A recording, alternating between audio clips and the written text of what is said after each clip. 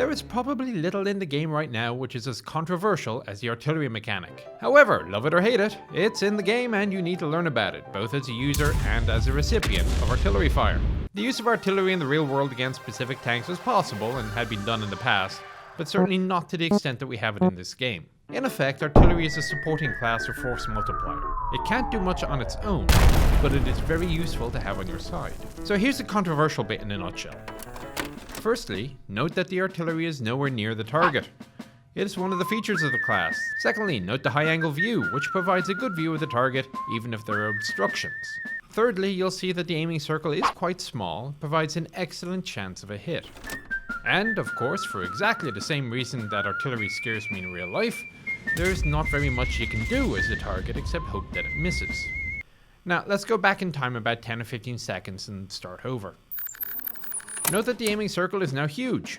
If the artillery player were to shoot now, it would be a triumph of optimism over reality to expect a hit. Generally speaking, artillery has far more chance to hit either a target which has stayed in the same area for a bit, or which took an anticipated route of approach, such as to a checkpoint. This isn't an absolute, but pretty common. Another small catch with artillery is that the arc of fire is usually pretty small. Take this S-51 for example. When tracking a fast-moving target, the aiming circle resets frequently. The third catch is that usually their rate of fire is substantially lower than that of a tank's. You can use these pieces of information to help reduce the chances of getting hit. Finally, of course, artillery can only see what the team's scouts can see. If the scouts are blind, artillery is reduced to speculative fire on likely areas. One way of reducing the chance of getting splatted is to cower in place behind cover. If you hug an obstruction, you can reduce the chances of damage. Artilleryman, let me introduce you to a little known part of your vehicle which seems unheard of to many players. See all these little wheels at the bottom with a band going around them? It's called running gear, and it puts the SP into SPG. For the love of St. Barbara, use them.